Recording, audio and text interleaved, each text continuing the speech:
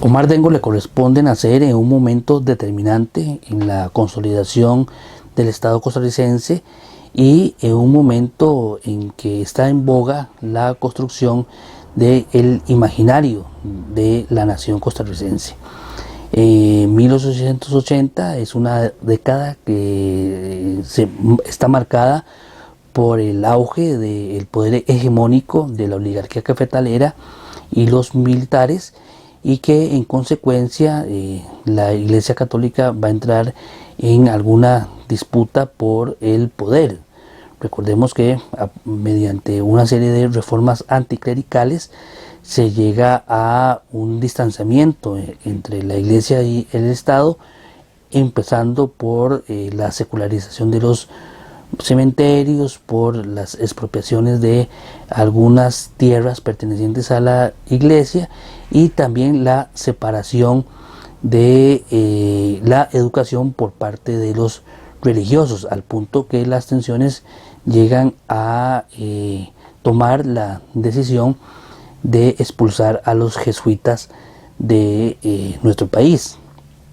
Eso, sin duda alguna, es un antes y un después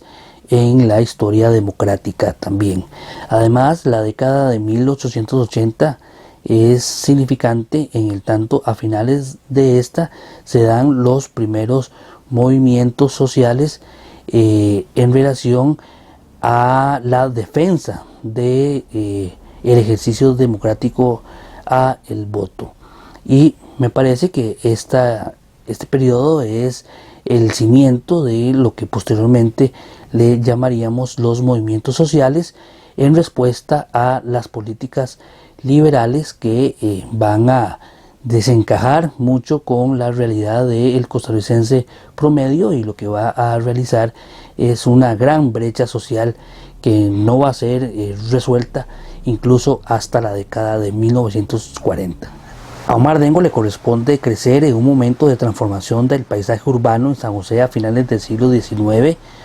Recordemos que es su padre, Manuel Víctor Dengo Bertora, a quien se le encarga armar el edificio de las escuelas graduadas, más conocido como edificio metálico, y que también estuvo involucrado en el proyecto de electrificación de la ciudad de San José, el tercero en esta naturaleza a nivel mundial. Pero también hay que tomar en cuenta que Omar Dengo crece en medio del levantamiento de una arquitectura con tintes muy europeos. Recordemos la inauguración del Monumento Nacional en 1895 y el recién inaugurado Teatro Nacional, que se convierte en símbolo de la oligarquía cafetalera de la época y que con el que inicia un nuevo momento dentro de la cultura nacional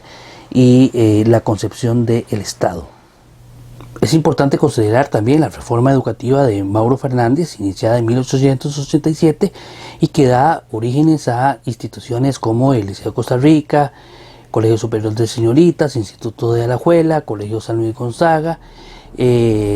Instituto de Guanacaste y el Colegio San Agustín, que posteriormente se llamará Liceo de Heredia. La lógica de esta reforma educativa era formar profesionales que pudieran asistir a el desarrollo y consolidación de las instituciones del Estado y formar un nuevo concepto de ciudadanía a partir de los principios y valores que el pensamiento liberal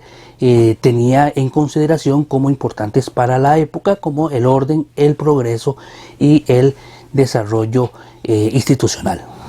No podemos desligar de la vida de Omar Dengo la conformación de un grupo de intelectuales, académicos, pensadores y artistas a quienes se les llamó la generación de El Olimpo,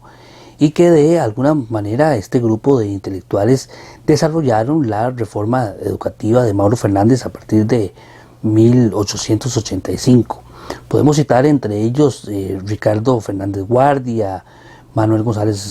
Celedón, Magón, Aquileo Echeverría, Enrique Chandi, Carlos Gallini, Genaro Cardona, Pío Víquez, que de alguna manera repensaron este país en relación a el discurso de el imaginario de la nación. Y también podríamos incluir ya fuera dentro de la generación del Olimpo, pero sí importantes intelectuales que participaron en este proceso de formación en la vida de Omar Dengo. La participación importantísima de Roberto Brenes Mesén y de Joaquín García Monge, quienes no solo fueron amigos de Omar Dengo y que le instruyeron a partir de su experiencia ya en el Liceo de Heredia, sino también le formaron su pensamiento en otras áreas, por ejemplo, en los conocimientos sobre masonería que Omar Dengo desarrolló desde tempranas épocas de su vida. Es importante también considerar que a finales del siglo XIX y principios del XX surgen en nuestro país importantes movimientos cívicos y obreros que demandan principalmente de la oligarquía y de la clase política poner más atención en las condiciones laborales en las que se desarrollan las actividades tanto en el campo como en las áreas urbanas. De allí surgen gremios, asociaciones mutualistas, grupos de artesanos que consistentemente van a luchar a través de manifestaciones y huelgas por el reclamo de sus derechos. Omar Dengo tuvo que permearse de estos escenarios desde su juventud y crear una opinión crítica al respecto que posteriormente lo vamos a ver reflejado en su activismo cívico y político. A mí me parece que es en el Liceo de Heredia donde existe una ruptura con el currículum tradicional que se venía trabajando de manera positivista desde la reforma de Mauro Fernández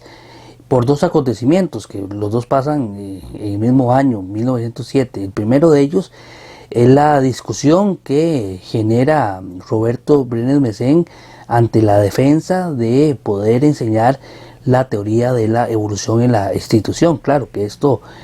causa un gran revuelo no solo en la sociedad herediana, sino en el ambiente académico de la época. Y también otro punto de ruptura que me parece sumamente consustancial es el inicio de la coeducación en Costa Rica. Por primera vez, hombres y mujeres podían recibir lecciones en un mismo salón de clases. Y esto nos deja entrever que de alguna manera el Liceo de Heredia se convierte en una institución para una nueva generación de intelectuales con una mente más abierta, con una cosmovisión más receptiva hacia el cambio, y que de allí se van a desprender importantes aportes y consideraciones también en la transformación curricular que las veríamos expresadas a lo largo del siglo XX.